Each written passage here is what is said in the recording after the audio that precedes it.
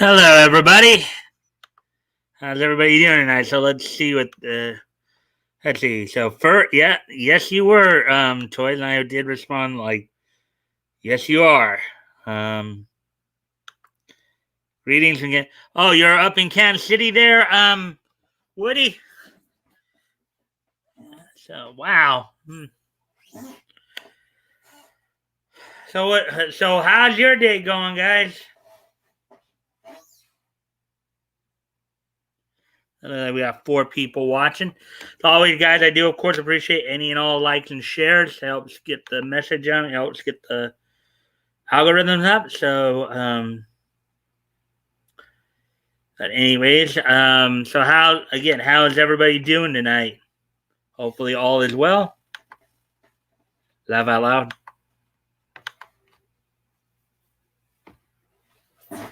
Hmm.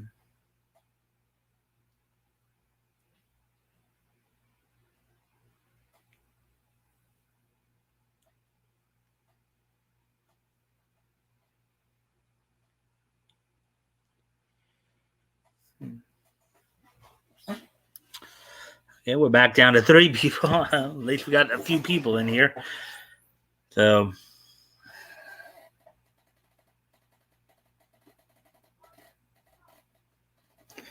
let's see now. Okay, so let's see. Laugh out loud. Jeremiah had a great day. Oh, was today's birthday? Today's birthday, ATC? Helping a friend move. I am sore. Ah, okay. That explains it then, huh? Guess we're going back and forth between 3 and 4 people. So we have somebody's lurking about. So yeah.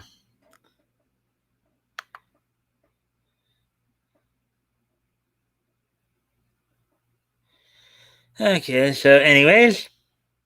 So yeah, you were helping a friend move today, huh? Woody, what they were moving where from Arkansas to Missouri? Is it Kansas City, Missouri they moved to, or Kansas City, Kansas?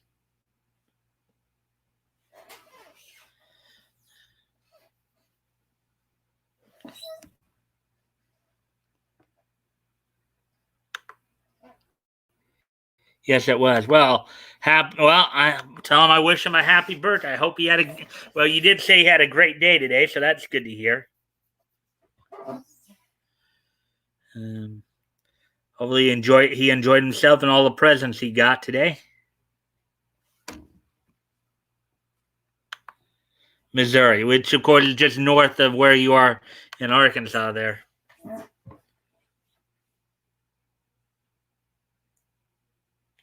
I don't know if you remember. Well, you may not have been there in your youth, there, Woody, but I don't know if you remember this or not, but Kansas City was where one of the NWA territories was headquarters. It was a Central States territory headed up by Bob Geigel. And of course, their sister promotion was based out of St. Louis, out at Sam Munchnick's, um, St. Louis territory, St. Louis Wrestling Club.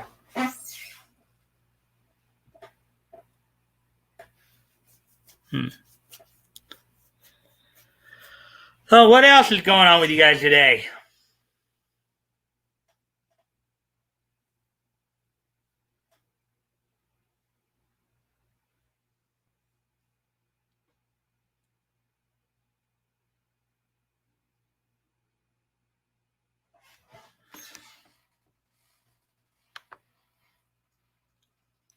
I didn't know that Vern Gagne's AWA pretty much owned Colorado's Front Range.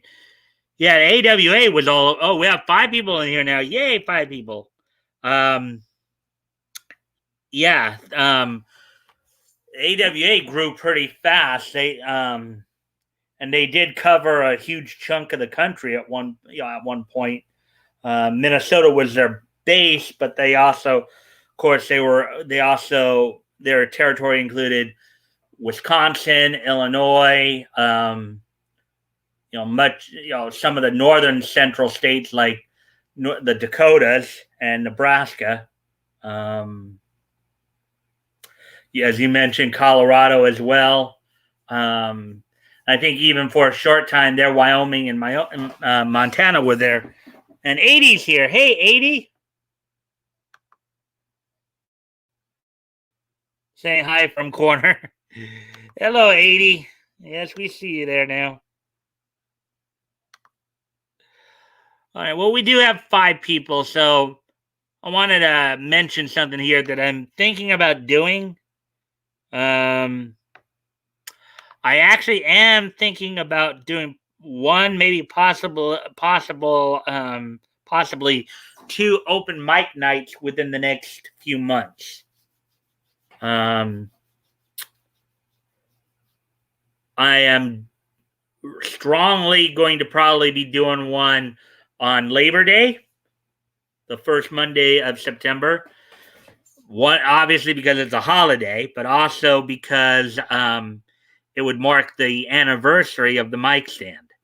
I might decide I'm going to probably do an open mic the first Monday in September there for Labor Day.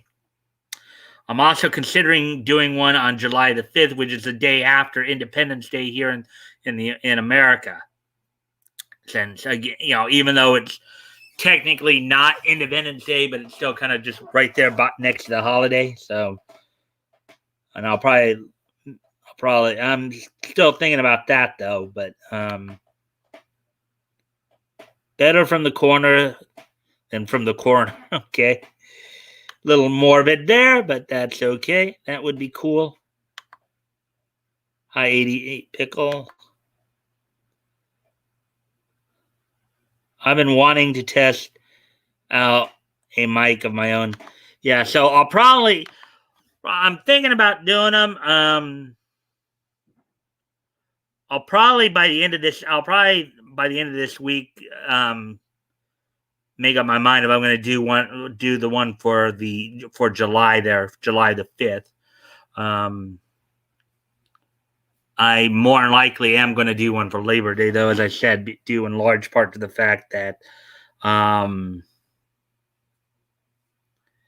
that one, it's not just Labor Day; it's a holiday, but also, it will mark the 1 year anniversary of the Mikestand at that point. And as always, guys, of course, I do appreciate any and all likes and shares. It help out with that. See if we can get the word out. Hi, Woody Mules. So hopefully we can. So, anyways, so let's see. It's 8:20 now. So, all right. So, I guess I will go ahead and at least give you guys a heads up on what's on tap for tonight. So, tonight we actually have 7 stories that I'm gonna go through. One of them from Bounding into Comics, the other 6 from CBR. 4 comic-related stories, and 3 anime-related stories. The comic-related stories include an article about Supreme Court rejecting to hear a case in a copyright issue claim in regards to the Dr. Seuss Star Trek mashup comic. Also, let's see. Let me remember. Vault Comics is coming out with a comic, as well as Dynamite Entertainment has said that they have a slate of kids comics they're doing, including Paw Patrol. Donnie Cates and Ryan Stegman will be doing a project as well. And then on the anime side of things, let me see. Let me try to remember. Well, I can't remember off the top of my head, so I better go look that up real quick.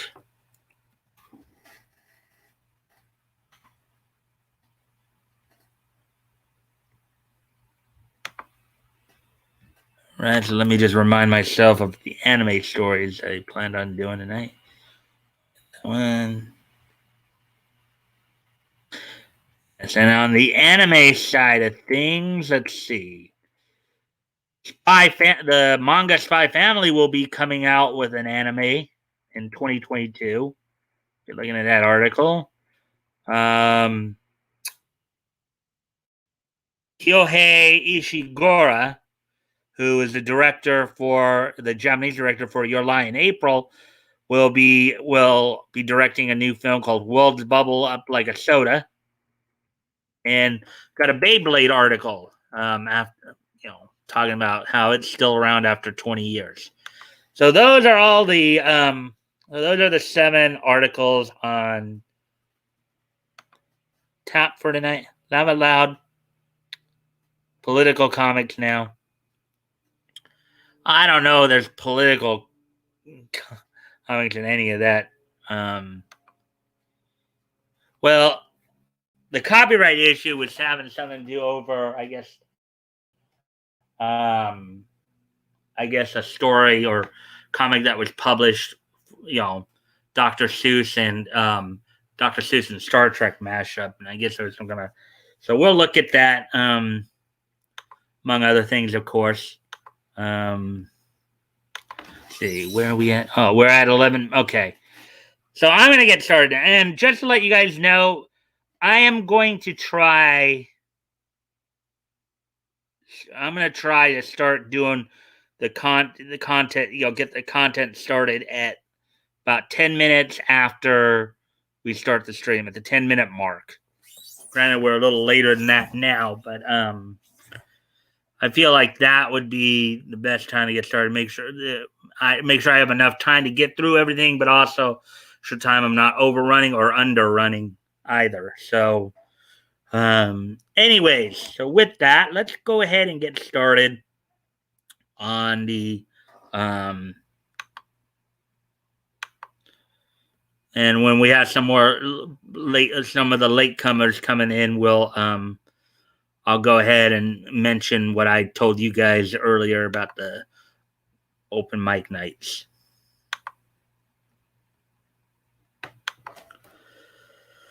So without no further ado, let's get started here.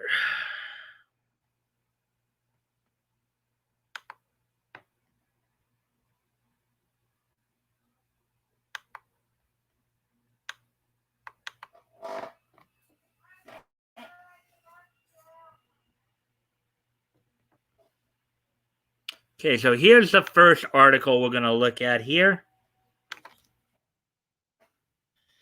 U.S. Supreme Court doesn't take up copyright lawsuit for Dr. Seuss and Star Trek mashup comic book. The story was written by John F. Trent, published earlier today. So here's what the article has to say here. The U.S. Supreme Court decided to not take up copyright lawsuit involving a Dr. Seuss and Star Trek mashup comic book. The original lawsuit was filed by Dr. Seuss Enterprises back in 2016 over a planned book from Comic Mix titled "Oh, the Places You'll Boldly Go," that would mash up Star Trek and Dr. Seuss. So basically, I guess the idea was what they did. They took the worlds of Star Trek and Dr. Seuss and just kind of mashed them together and made it into a comic book. I think that's what they're talking about here. And then let's see. And then so the source here, the United States Court of Appeals, they show you. Okay, so on the left there, you see the Dr. Seuss work.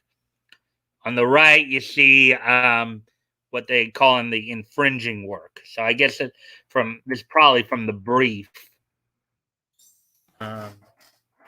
Specifically, Dr. Seuss Enterprises sued Comics Mike, David Gerald Friedman, Ty Templeton, and Glenn Hauman for copyright infringement, trademark infringement, and unfair competition. They claim the defendants have misappropriated many of the most recognizable protected elements of the Dr. Seuss copyrighted works into the infringing work, including making wholesale slavish copies of the Dr. Seuss copyrighted works, distinctive illustration, and text. The infringing work misappropriates Okay, and this is in quotes here. The infringing work misappropriates key protected elements of O, the places you'll go, including without limitation its title, story arc, characters, and illustrations. The infringing work also misappropriates key protected elements of Horton Hears a Who, How the Grinch Stole Christmas, The Lorax, and The Sneetches, and other stories, including, without limitation, characters and illustrations therefrom they added. And then they show us another from the United States Court of Appeals for the Ninth Circuit. Here's so let's see what 80 has to say here. How bleeped is the U.S. to be spending time on writers of comic books just sharing opinion? Well, that's one of many cases that the courts are dealing with. The thing is this case was, I guess, originally filed like 5 years ago, but that's sometimes how long it takes to get to the Supreme Court. So let's continue on here. So again, they're showing the examples on the left there, Dr. Seuss's work. On the right, what they say is the infringing work. U.S. District Judge Janice L. Sammartino would rule in favor of the defendants back in 2019. In the complaint about copyright infringement and fair use, she wrote, "Here, the court has concluded that Boldly is highly transformative. As such, Boldly serves to further the goal of copyright to promote science and the arts." Okay, so what they're basically saying, I think what they're saying there is because of the mashup, that's what makes it somewhat transformative. And that's why they ended up rejecting the claim in the first place. Sammartino continued, "Despite Boldly's commercial nature, the first factor of the fair use analysis therefore weighs in favor of defendants. Of course, plaintiffs' copyrighted works are also highly creative, although they have also long been in publication, resulting in the second factor slightly favoring plaintiff." And they give another example here, Dr. Seuss's work versus, and you can see a little more clearly in the difference there. You see the Dr. Seuss work, but you also see in the infringing work here, the art may be the same, but the characters are not exactly the same, because you can tell, like, if anything, the character in the right frame there, the guy in the left is clearly a parody of Spock. Okay, that looks like a parody of Spock. I mean, if anything, they're a parody of Vulcans right there.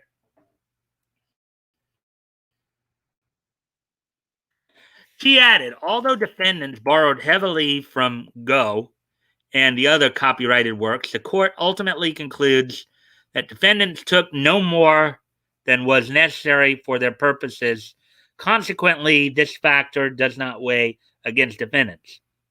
She concluded, finally, the court concludes that the harm to plaintiffs' market remains speculative, and accordingly, that the fourth factor is neutral.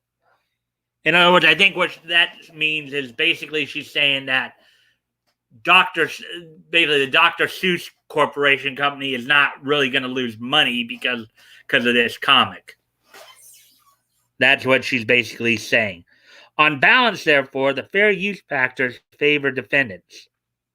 Accordingly, the court grants defendants' motion for summary judgment as to fair use. Sammartino would also find in favor of the defendants on the trademark infringement claim concerning artistic style and typeface.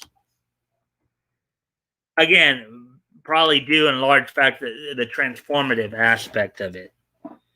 In fact, I think for the trademark, it works more in defendant's favors, I would think, because of the fact they were mashing up two sets of characters. They were mashing up two universes, Dr. Seuss and Star Trek. So you have, again, on the left, you have Dr. Seuss work. On the right, you have what they call the infringing work. Dr. Seuss Enterprises would appeal to the Ninth Circuit Court, where they would affirm Sammartino's ruling regarding the trademarks, but would reverse the decision in regards to the complaint about copyright fair use in December 2020. So the trademark issue they affirmed, but they actually reversed the copyright fair use argument. Judge M. Margaret McCune ruled, although Comic Mix's work need not boldly go where no one has gone before, its repackaging, copying, and lack of critique of Seuss, coupled with its commercial use of Go, do not result in a transformative use. So what they're arguing is that they didn't do enough to make a transformative use. She also added, the bottom line is that Comic Mix created without seeking permission or a license a non-transformative commercial work that targets and usurps Go's potential market. Comic Mix did not carry its burden on the fourth factor, based on our weighing of statutory factors in light of the purposes of copyright. We conclude that Comic Mix cannot sustain a fair use defense.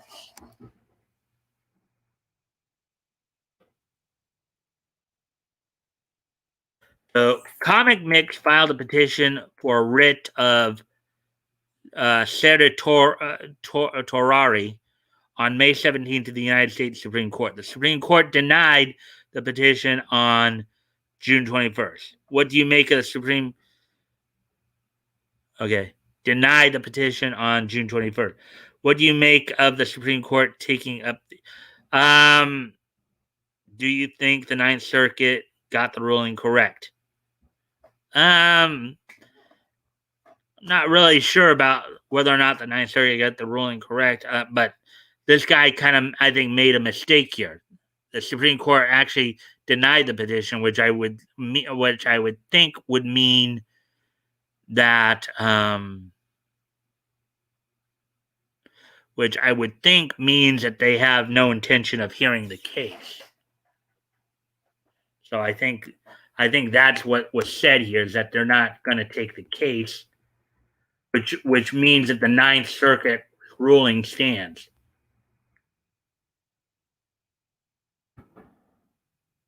They're not taking up the case, even though the author said that they were. So I think John may have made a little bit of a boo-boo there grammatically. Let's see.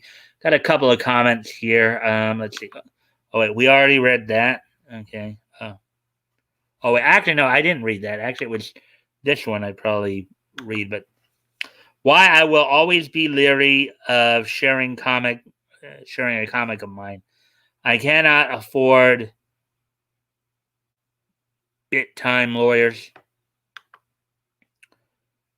Good evening, 80 from ATC. Yeah, that was a straight up copy. Well, I think critical RJ would probably know a little bit better than I would about that kind of stuff. You know, he's been more involved with like comics and how they go about doing them and stuff like that.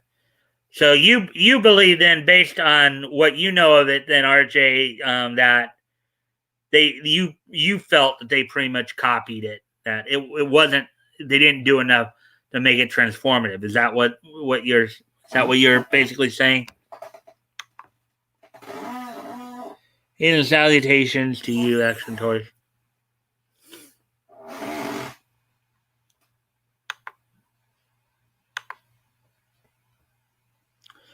Before I move on to the next article, I'll wait to hear from, see if RJ will answer my question there.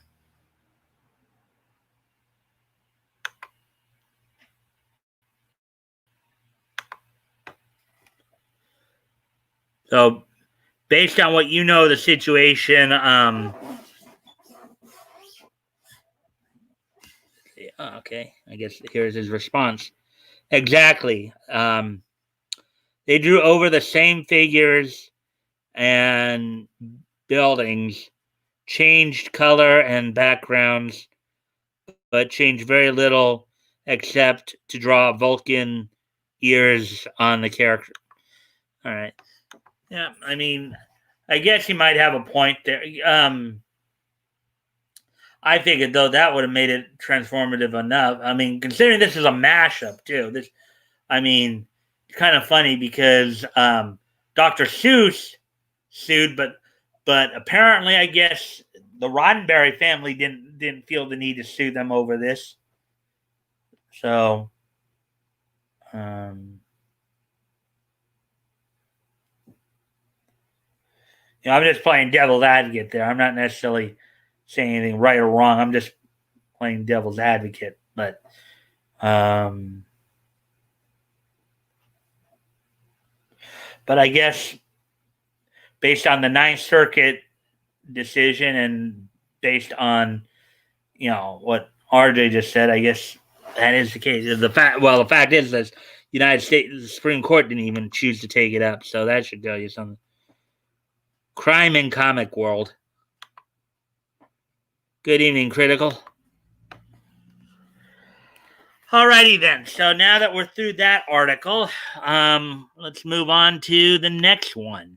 Let's move on. Now we're going to move on to the stuff from CBR.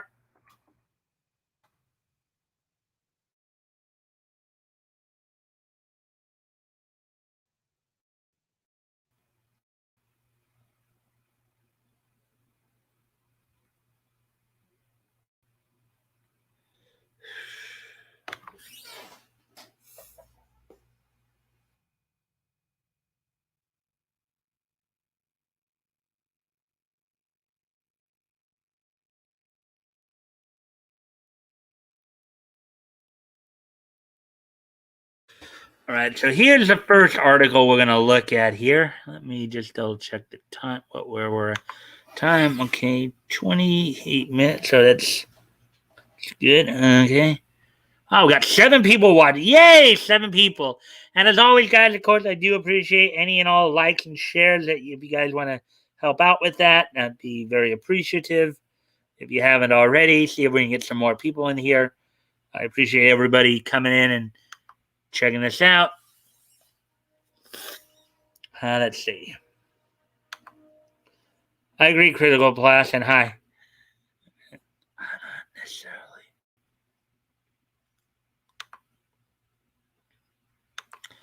All right. Vampire the Masquerade announces first World of Darkness comic event exclusive.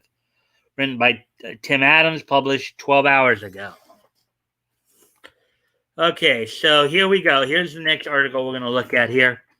CBR has the exclusive details on World of Darkness Crimson Thaw, the first event from Vault Comics' Vampire the Masquerade comic book series. There's some of the artwork right there.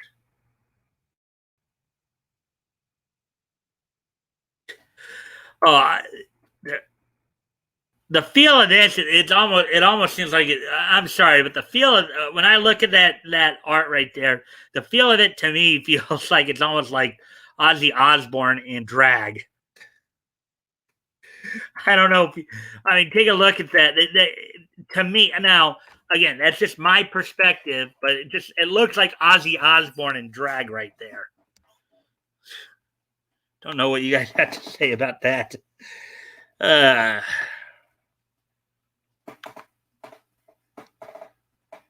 It feels good to be a gangster. So, anyways, as we continue on here, just gonna give you guys a look at that for a sec. Now we'll continue on with the article here. Vault Comics is launching the first event series for its comic based on Vampire the Masquerade this fall, and CBR has the exclusive details on World of Darkness Crimson Thaw's creators and stories.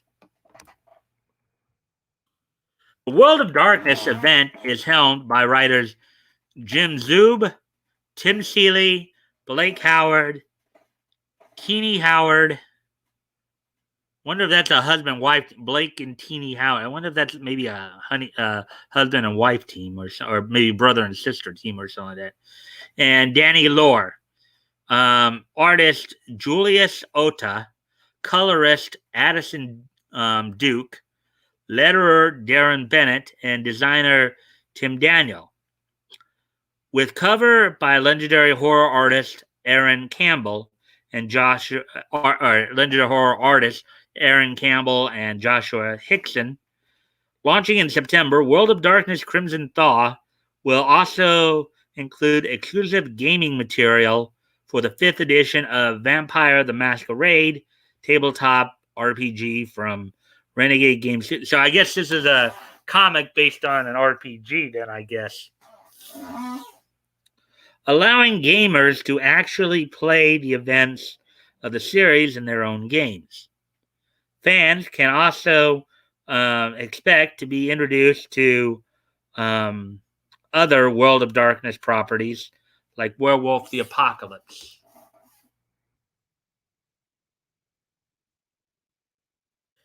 Yes, here's the cover of it. World of Darkness #1 for, looks like the cover price is $3.99. Seeley, Howard and Howard, Lore, Zub, Ota, Duke, and World. Crimson Thaw. Well, guess this is a variant cover right here. Whoa. Some gory cover. That's a gory cover right there.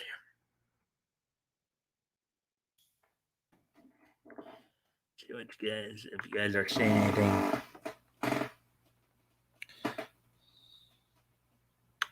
So, I can't believe David Gerald, a well-known Trek writer, and Ty Templeton, an established comics artist, thought this was transformative work. Yeah, RJ. Well, I can't really say much because I don't know too much about it, obviously. So,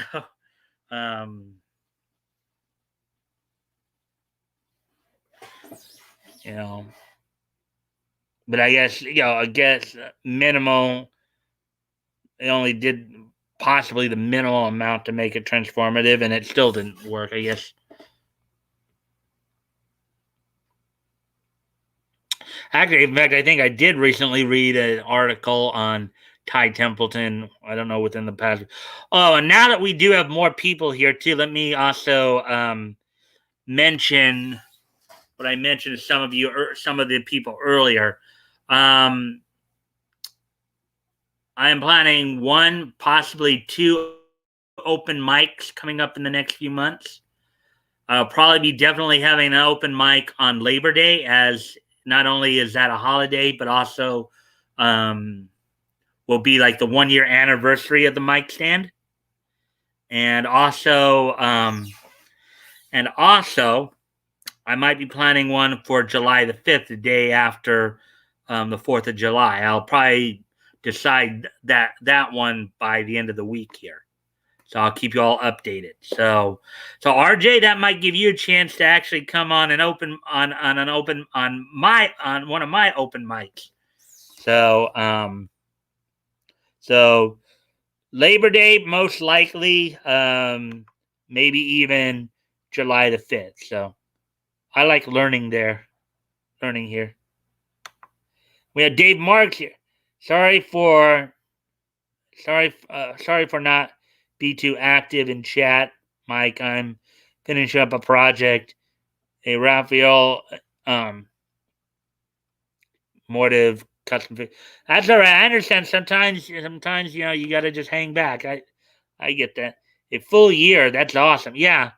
So probably I will most likely do one definitely on Labor Day, and then I'm thinking of doing an open mic for July the 5th as well, the day after Independence Day. So I'll probably decide that because considering that that's coming up pretty fast here, I'll probably decide that by the end of the week. So just a heads up to everybody. And of course, as always, guys, I do appreciate any and all likes and shares. That helps get the algorithm up and see more people in here. So, anyways, so with all that being said, let's get back to the article here. World of Darkness, Crimson Thaw #1, written by Jim Zub, Tim Seeley, Blake Howard, Teeny Howard, and Danny Lore. Art by Addison Duke. Colors by Addison Duke. Letters by Darren Bennett. Designed by Tim Daniel. In World of Darkness, Crimson Thaw, Cecily Bain has become everything she never wanted as the Prince of the Twin Cities. But her rule over a fractured prince, wouldn't she be a princess, not a prince, since she's female? Anyways, backbiting vampire court is interrupted by an intruder, something big, hairy, and full of teeth. For over a century, werewolves of the Twin Cities have protected their blessed places from threats both physical and spiritual. When vampires under Cecily when vampires under Cecilia rule move in on one of these precious sites, it's a declaration of war on the Tyrell, the Stainless, Stenar, and his ferocious pack will avenge at any cost.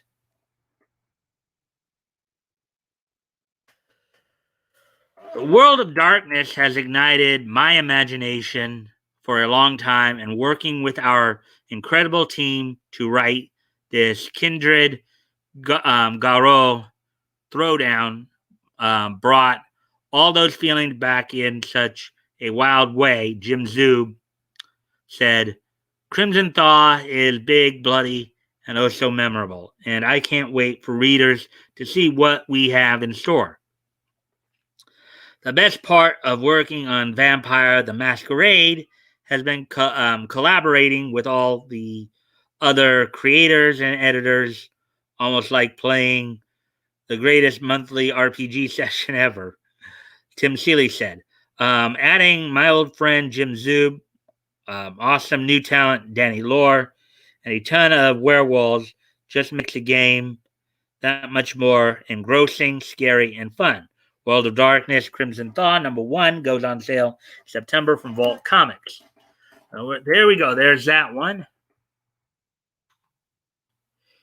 And actually, before I move on to I've got to do a couple of things. I'll be stepping away from the camera here for a quick moment.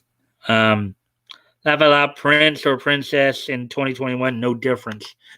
I guess you got a point there, 80. Anyways, I'll be right back, guys. I got to do a couple quick things here, like turn on my light in my room here now that we're getting a little too dim. Anyways, I'll be right back.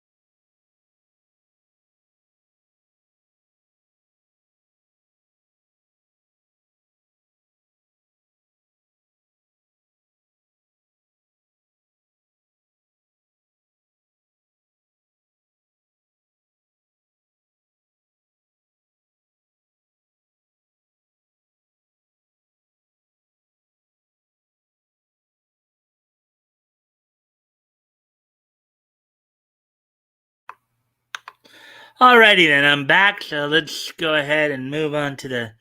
We see some people have apparently dropped off a bit.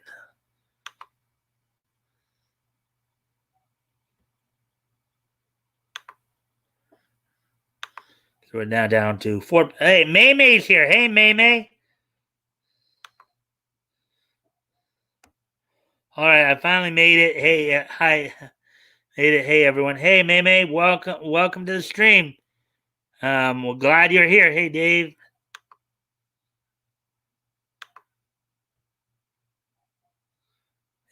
Hey, May May from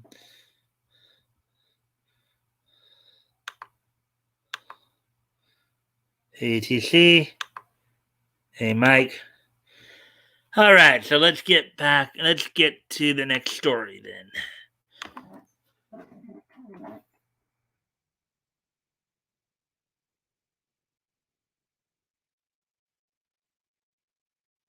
There's the next one I was going to cover.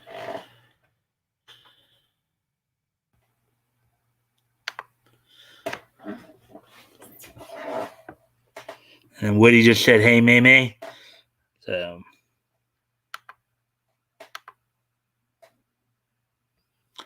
yeah. 42 minutes, so making good time. All right, so here we go. Donnie Cates, Ryan Stegman dropped cryptic teaser for next project. Written by Tim Adams, published 9 hours ago. Writer Donnie Cates and artist Ryan Stegman share a cryptic teaser for an upcoming comic project following their departure from Marvel's Venom. I guess this could be the teaser right here. Collaborators Donnie Cates and Ryan Stegman have begun to tease fans with their next project following the conclusion of their run on Venom. The duo both shared a cryptic piece of teaser artwork on Twitter. Cates captioned his tweet with the phrase, "This story isn't over. I'm not done. They don't get to walk away. Stay tuned." While Stegman captioned his post, "Transmission complete for now." So, wonder what that could possibly mean.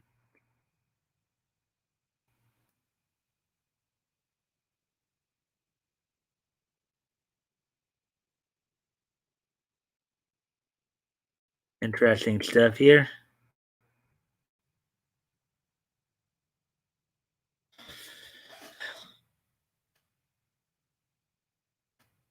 Here are the actual tweets, I guess, right here.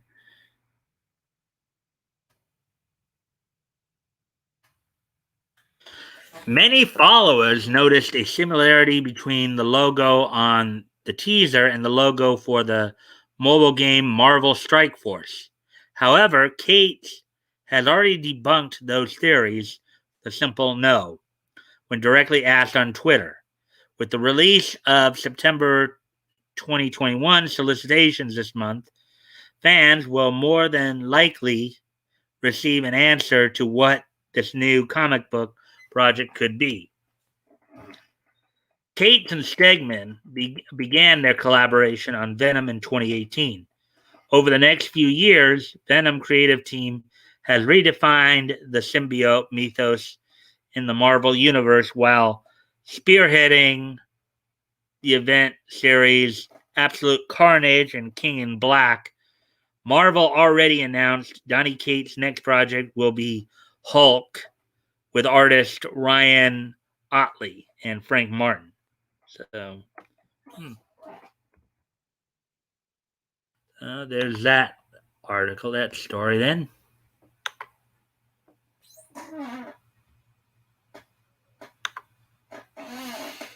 Oh, Donnie Cates, the man who wants to dox people. It's news, you know. Yeah, I know Donnie Cates has had some issues, but it is news, you know. So that's why I'm covering it. Hey, Woody. Oh, Meme from 80. 80.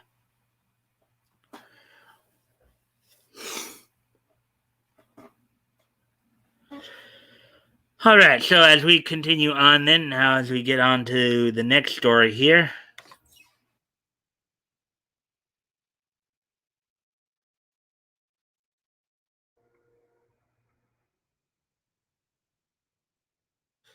Here's here's the last of the comic stories we'll get to. The fourth of 7 stories we're doing tonight. Dynamite to publish slate of kids comics, including Paw Patrol. Written by Keegan Prosser, published 4 hours ago. Curiosity Inc. Media and Dynamite Entertainment are launching a new line of books for kids based on Dynamite properties, including Paw Patrol. Now, from what I understand, Paw Patrol is actually a like a cartoon series, anime series that's going on right now. Curiosity Inc. Media announced it is partnering with Dynamite Entertainment to create a new line of comics and books for kids adapted from a variety of Dynamite properties, including Paw Patrol. The first property scheduled to hit shelves as part of the new partnership will be Curiosity Books' Baldwin's Big Adventure, a picture book about a fearless switcher train with a big heart. Oh, so I guess taking the lead from Thomas the Tank Engine then. Sounds like. Meanwhile, the second release will be a book plus novelty format book for preschoolers based on Nickelodeon's popular Paw Patrol animated series. Even though I haven't watched, hearing the word paw reminds me of a cartoon I remember back when I was a kid. Paw Bears. Paw Bears. Paw Bears. Paw Bears. Paw Bears. Dynamite Publishing is energized by our alliance with Curiosity Books, said Dynamite CEO, publisher Nick Barucci. The best way to grow the industry is to have diverse offerings for younger readers, and then encouraging them to continue to read both our children's books and then our comics, and all segments of the industry will grow. Basically, building a universe, basically world building. By offering Curiosity's immersive content alongside our proven portfolios of best-selling properties, Dynamite can embrace a wider fan base with new premium titles. That's just true. It was also announced that John I. Rosenberg, who heads publishing for Curiosity, will lead the alliance by curating the Curiosity licensed and original intellectual property being adapted into books. A new partnership between Dynamite and Curiosity will begin officially in spring 2022. So about 9 months away.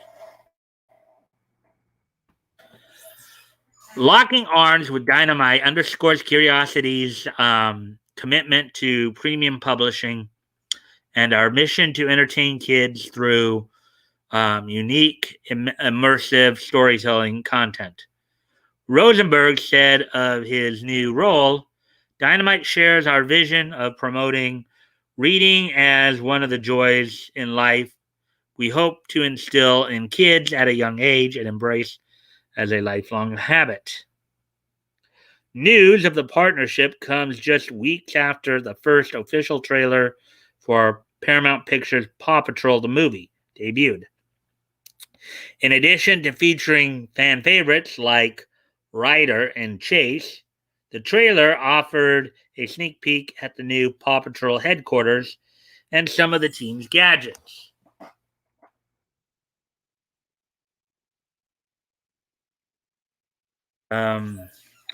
Following the release of both Baldwin's Big Adventure and Paw Patrol and the Paw Patrol picture book, Dynamite and Curiosity have plans to publish additional book titles and graphic novels. Dynamite will also serve as the distributor of record for Curiosity's extensive catalog of licensed properties and original content for publishing. Before I read on, let me see if there's anything new being said. A couple of things kind of new.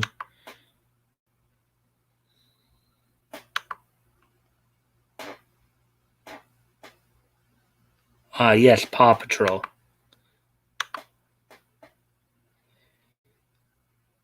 And what cereal will be partnered with it?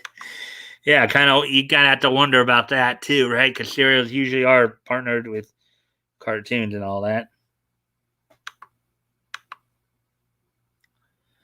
So then, continuing on then.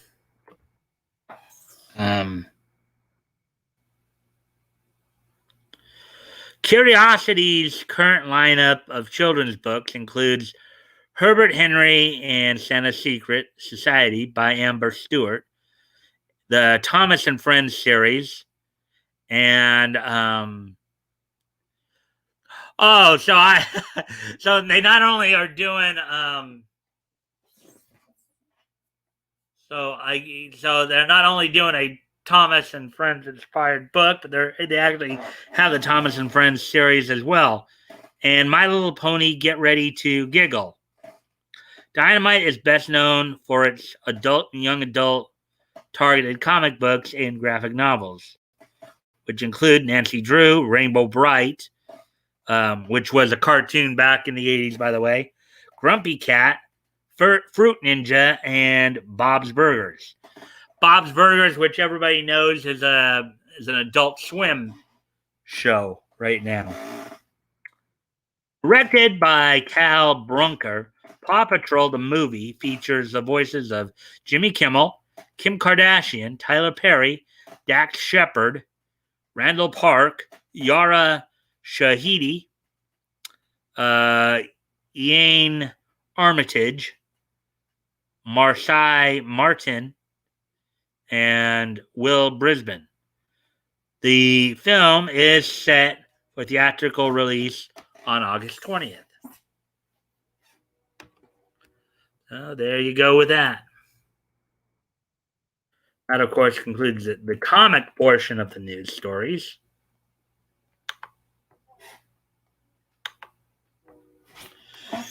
Let's see. So we're back up to 4 now. We're at 54 minutes. So we're making good time then. Right. So now let's get to the anime portion of the stories. I got 3 stories there to go through.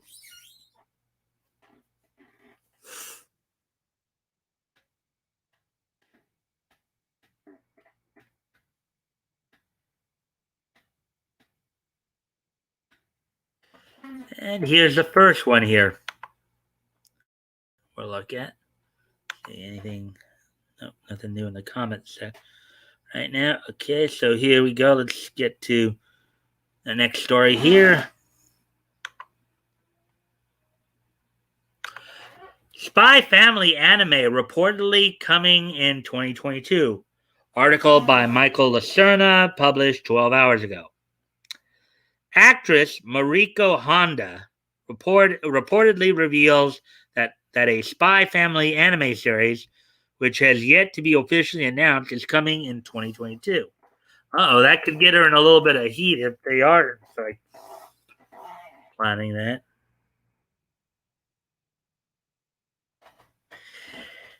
A new deleted line from an interview seems to confirm that Spy Family may be getting an anime adaptation. According to Shonen Jump News, unofficial voice actor Mariko Honda casually mentioned the as yet unannounced Spy Family anime. Yeah, usually the anime companies have a little bit of a problem if you kind of leak that stuff. She may be in some hot water there, unfortunately.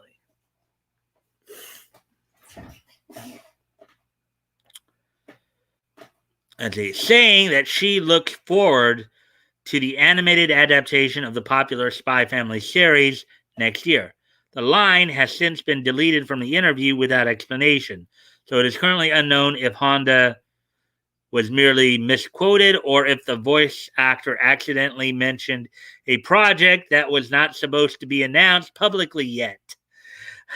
Oh boy, that could be a bit of a problem.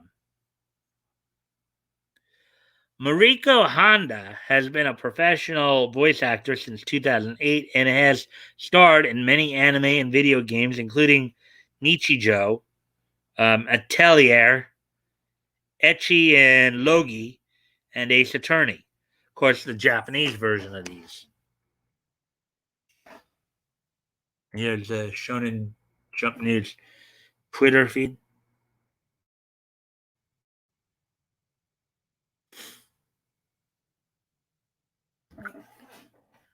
Spy Family tells a story, and the reason I'm saying it is Spy Family. The X, when done like that, the X is more like a like a punctuation mark. It's not.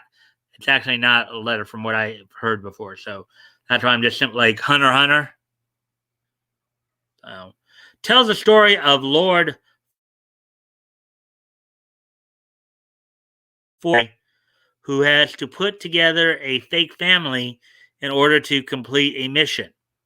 While he makes every effort to pass off the idea that his new family is perfectly average, his wife is actually a deadly assassin, his daughter is a psychic mind reader, and his dog is a government experiment that can see the future. I wonder if the dog can actually. Well, I guess if the little girl can communicate maybe she can telepathic contact with the dog, unless the dog, of course, can speak somehow. But anyways, so in addition to struggling with appearing quote unquote normal, the family must also deal with rival spies and assassins running counter operations that threaten to blow their cover. They initially come together simply to complete a mission. Their act eventually develops into a genuine familial bond, and the group must come to terms with the realization that accomplishing their goal will mean the end of the mission and the dissolution of their new family. Hmm.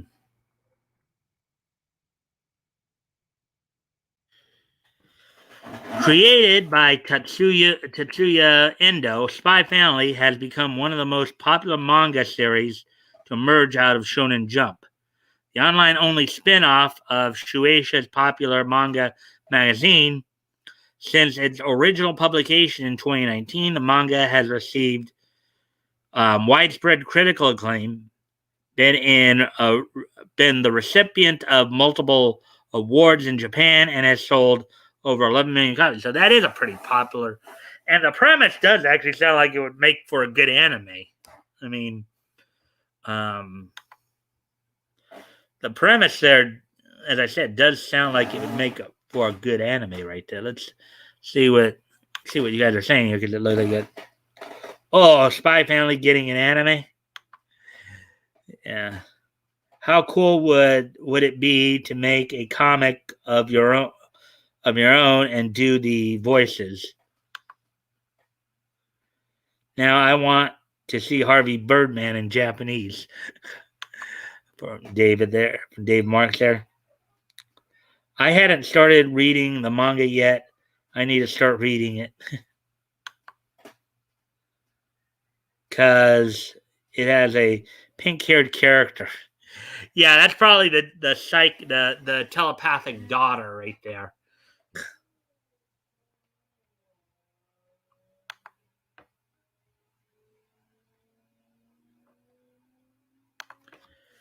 Okay, so let's see. Where were we here?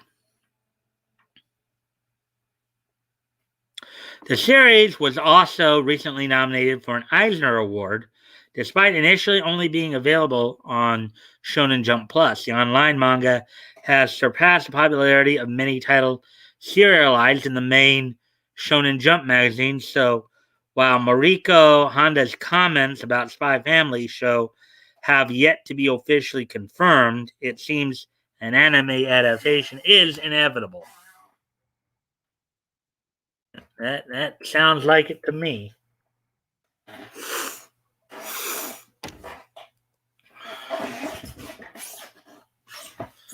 Viz Media has licensed the Spy Family manga for distribution in North America. The manga can be read on Viz's official website, and the company also began releasing collected volumes of the series in print in 2020. So there you go.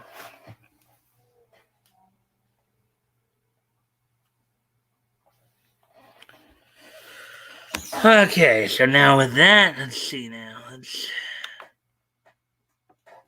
Where are we at on that? So we're just past the hour mark, so we are making some good time there. And we got 4 people viewing, so but we've had a good night today because I think I've had as many as 7 people watching, so that's good to know. I'm glad for that. Let's see. So now the next, here we go. Here's the next article we're going to look at here.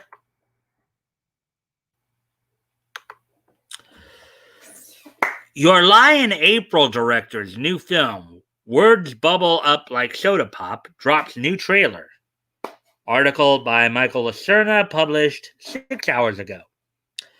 Netflix releases a trailer for Words Bubble Up Like Soda Pop, the new anime film from Your Lie in April director Kyohei Ishiguro. Look at that art right there. Now this one looks like it could be a good summer anime movie to watch. A new trailer has been released for the coming of age anime Words Bubble Up Like Soda Pop. Interesting how they're coming out seems like the last year or so they're coming out with some of these longer titles like this. There's been there's this one, there's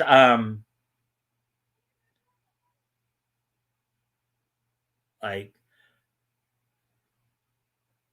I'm a spider, so what? There's is it okay to pick up girls in a dungeon? Let's see. I've been reincarnated as like some of these long titles that they're coming out with for some of these animes. It's kind of interesting. Netflix's latest anime acquisition is the first animated movie directed by Kyohei Ishiguro, who previously directed the Netflix exclusive series Children of the Whales, as well as episodes of the critically acclaimed Your Lie in April and Psycho-Pass. Ishiguro is once again joined by Your Lie in April's character designer, Yukiko Ike, as well as Eureka 7 and Samurai Champloo writer Dai Sato.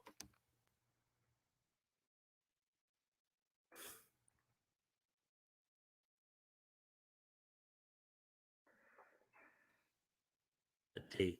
Words Bubble Up Like Soda Pop tells the story of Cherry, an extremely awkward and shy young boy.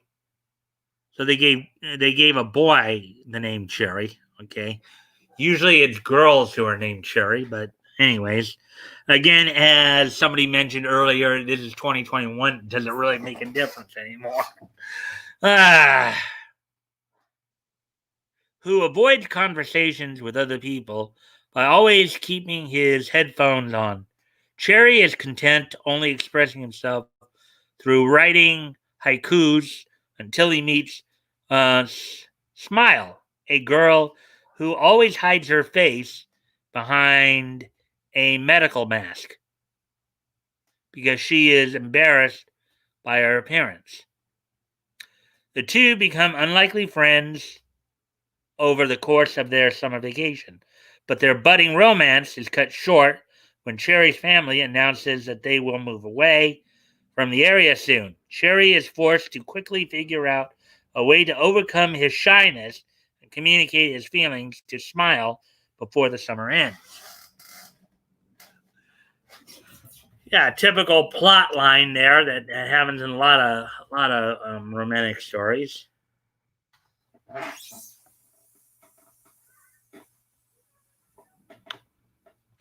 Oh, it looks like we have some. Right, so let's see now. Hello, Mike, Toys, Woody. So letters here. Hello, Mike, Toys, Woody, 80, Critical, Maymay, and Dave. How are y'all? Wow, something's goofy because the counter's now saying there's only one person watching, and I know there's more than one person watching. Ah, somebody's screwing around with the counter. Good night to all. Hey, 80, good to see you. Sorry I'm late. I work tonight and getting ready for work right now. All right, well, when you do go out, be careful as you drive to work, as always. Hey, Leto and from Mamie. Hey, Leto and Janet, what's up, man? I'm good. I hope you're good. Um, I'm okay. May, thanks for asking. Hey, Leto, no worries, man. Long ago, there used to be a 7-Up knocked off called Bubble Up.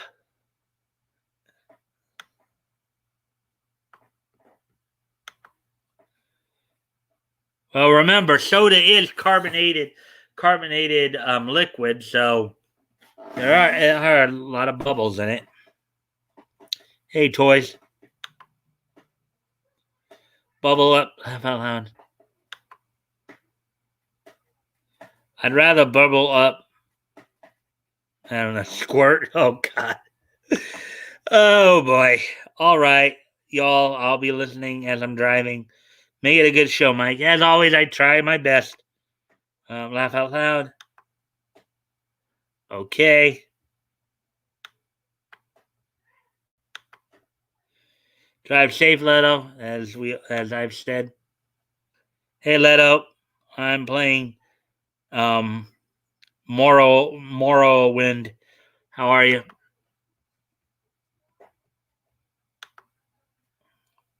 And again, as always, guys, I do appreciate any and all likes and shares, and I thank you guys for like we're up to like, well, I guess technically it's 8 because one of those is from YouTube. Um,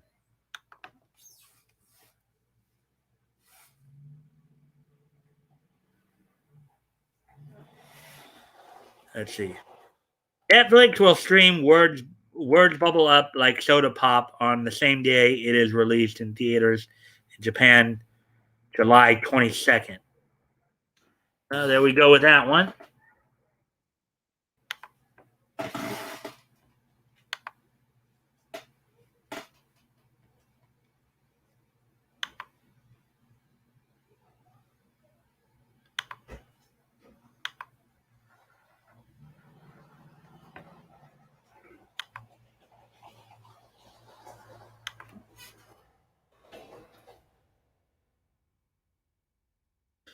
And here's the last main story of the night.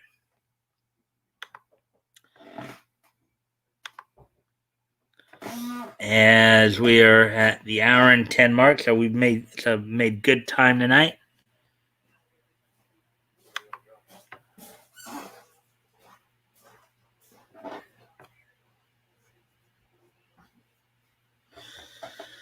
So here we go. Yes, Beyblade still exists 20 years later. Article by Timothy Donahue, published 5 hours ago. Beyblade went beyond being an early 2000s fad, gaining several different spin-offs and iterations that continue to this day. There's the artwork for the show there. Many kids in the early 2000s grew up with the Beyblade franchise in some way, be it the toys or the anime series. The line of toy battle tops came in all manner of colors and style, and their accompanying media were just as over the top and exciting. While Beyblade is very much of its time, it's a bit unfair to write the franchise as a whole off as a turn of the century fad. The series was in the same vein as Yu-Gi-Oh! And Pokemon, making some place Beyblade in the same second tier as Digimon or Duel Masters. Like those franchises, however, it's still alive and well, both in the toy aisles and on the silver screen. Here's how Beyblade went beyond being big in Japan to an enduring children's franchise. Let's see if you guys are saying anything right now.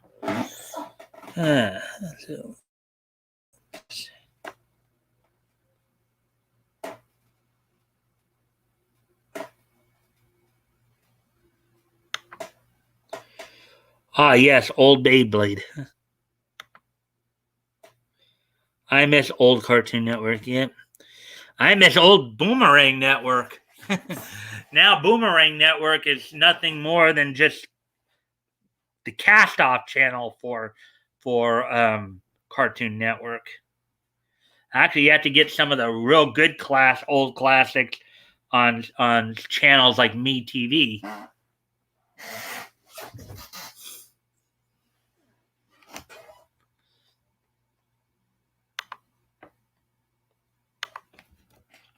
The origin of Beyblade. Beyblade began as a toy line and accompanying manga series back in 1999, ending the 90s by combining elements of some of the decade's most popular franchises based on traditional Japanese Begoma tops. Beyblade's toy line involved players using ripcords to unleash metal-bladed tops at high speeds. Oh, that could be dangerous. Somebody get their ankle sliced. Not careful with that.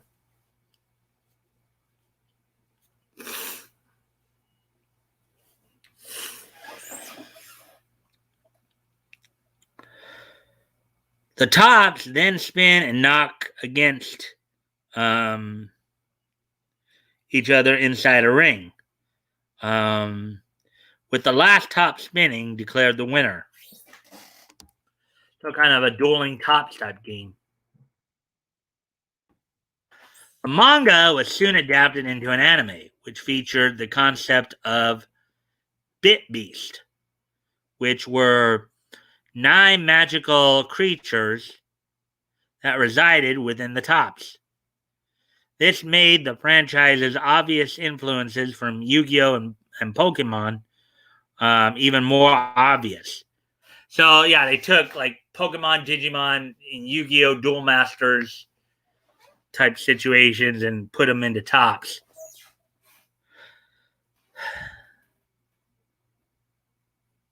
Actually, in a way, sounds similar to even the dueling dice concept in Yu-Gi-Oh! As well, or the capsule monsters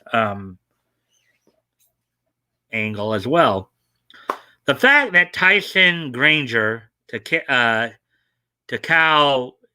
Kinomiya, looked and acted so much like Ash Ketchum also didn't help. These beasts included beings such as the monstrous Dragoon and the vegetable-like Bump King. What, Bump King? Is that supposed to be like some kind of parody of the Burger King? Yeah, come to Bump King and get your veggie burger. The anime would be how the franchise broke through in the West in the early 2000s and was most well known for its hard rock theme song and soundtrack. There was even a soundtrack released for the show featuring songs from bands such as Nickelback.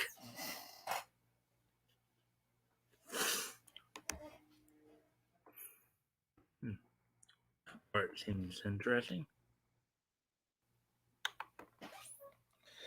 Let's see. Oh, Bat Goat's here. Hello, Bat Goat. Hey, Bat Goat, welcome aboard, my friend. I know you weren't here earlier, so I made this announcement earlier when everybody was still here. I am considering doing one, maybe two open mics in the next few months here. Most likely, I'll be doing one on Labor Day, partly due to the fact that it will mark the 1 year anniversary of the Mikestand. I'll also be making a decision by the end of this week, as whether or not I'm going to do one on Monday, July the 5th, the day after Independence Day. So just to give you a heads up on that. Oh yeah, Beyblade.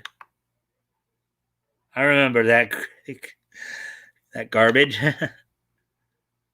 Howdy, bats.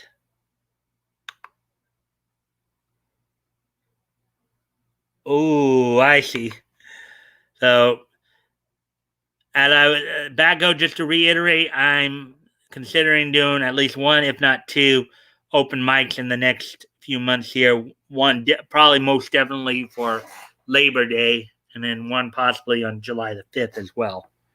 So, I'd like to give you a heads up on that. Cool, Mike. I'll be checking.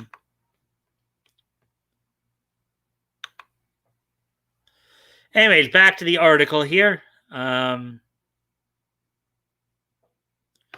original anime would have three iterations: Beyblade, Beyblade V-Force, and Beyblade G Revolution. There was also a movie released titled Beyblade Fierce Battle, which was a non-canon retelling of events between the second and third anime series. For many people, this is where the franchise is thought to have ended, and for a while, that was actually the case. But this series would return after many of its former fans had grown up. Beyblade throughout the years. The series would return in 2009 with the release of Beyblade Metal Fusion, premiering 10 years after the franchise began. The new Beyblades for this revival put more emphasis on metal construction and customization, with Beyblades being available in more exciting designs and color schemes than ever. The new manga also received several anime adaptations, though both did away with the Bit Beast concept in a likely effort to differentiate the franchise from its inspirations. Yeah, I know you missed the first part of the article back up, but what they were indicating is that some of the earlier Beyblades were inspired heavily by like Pokemon and Yu-Gi-Oh, as well as Digimon and Duel Masters. The new anime lasted for 4 seasons and a movie of its own before gaining a spin-off in the form of Bay Wheels. This toy line and accompanying animated series was a joint Canadian-Japanese production, though it was unaired in Japan. Bay Wheels toy line featured tops that were rounder and thicker than Beyblades, but otherwise pretty similar. Yeah, I would say taking the blades might be a good idea, considering that you launch those things and somebody's foot can get sliced into. Not careful. The show, like its predecessor, featured a a plot of a top game involving world-dominating syndicates, but it certainly proved popular with the youth. The franchise's current iteration is Beyblade Burst, which just began airing its most recent entry. The original net animation Beyblade Burst Dynamite Battle. Time will only tell what form the franchise will take next, but it's inarguable that Beyblade has proven to be far more than the 2000s fad many accused it of being. So there you go. So that's all the articles that I was going to read tonight. We got the 7 of them, as I said. So let's see, where are we at on time here? We're at an hour 21. So we actually made good time. So my idea of trying to make sure I start around the 10-minute mark or by the 10-minute mark.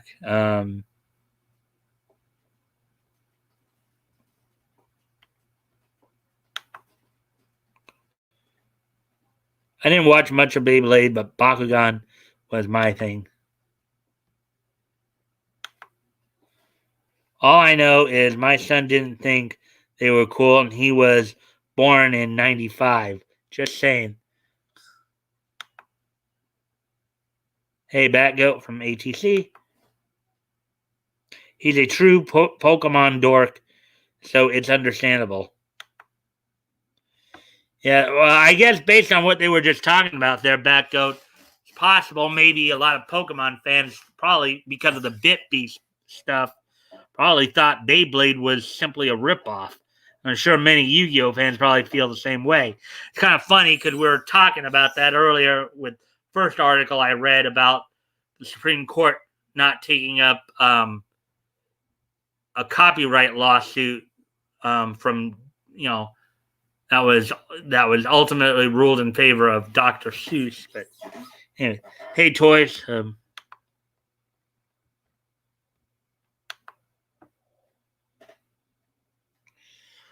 All right, so we've gotten through the main stories tonight. An hour and 23. Let me ask him this. Is there anything anybody would like to ask or talk about?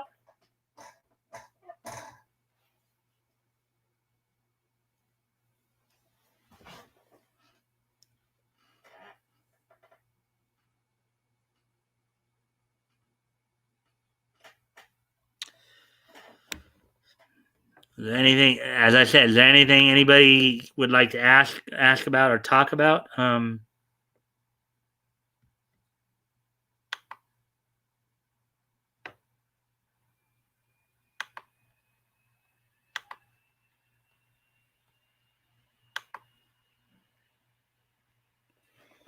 Let's see. Nietzsche. All right, so even Maymay's already calling for Nietzsche. No, I remember Beyblade. I played with my little brothers. Let's just say I made a ring with razor blades for kicks, and that took it to, and I took it to. Oh boy, and you're up in Canada there. They probably were not your school officials. I'm guessing were not too happy with that. Toys. I'm cool. Well, even May was asking for me to knit you. So unless there's anything that anybody really, okay, let's see that. Cool. Okay, a couple of things. Beyblade was banned after that day. That makes perfect sense, toys. I love it. All right, so unless there's anything you guys really want to talk about, maybe we will start to kind of wrap it up. If you guys are ready for me to just niche it up, I can do that. History! Yeah, good times, BG, laugh out loud. All right. So, without any further ado, then I guess we'll go ahead and start wrapping up. And I've actually only got one piece of niche news tonight. With today being Tuesday, June 22nd, 2021, let's take a look back this day in each history. So, here we go. So the one piece of niche history I have for you tonight is this. On this date 10 years ago today, in 2011, the 215th issue of B&V Friends Double Digest went on sale on this day from Archie Comics. It was 160 pages and it cost you $3.99. Nice cover there, too. Couple of cute girls there, Betty and Veronica. So on this date, 10 years ago today, the 215th issue of B&V Friends Double Digest went on sale on this date. So, with that being said, then, guys, couple of final announcements. Let's see, first off, what you guys are saying. Betty and Veronica, wow. Double dab, yo. Good for them.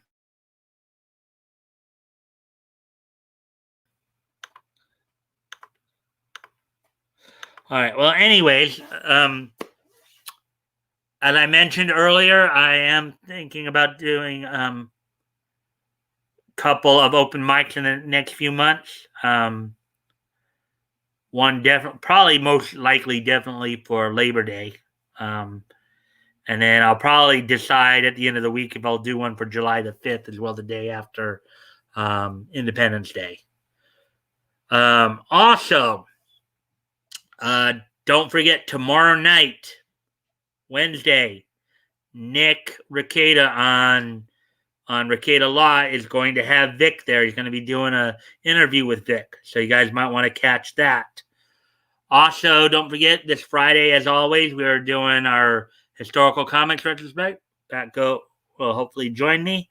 This week we'll be finishing up November of 1937, looking at Tip Top Comics number 20 from United Features. So let's start wrapping this up with with the last comments here.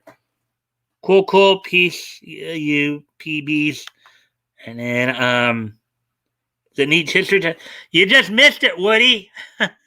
There was only one piece of niche history that I did, and that was the 215th issue of B&V Friends Double Digest went on sale 10 years ago. You just missed it.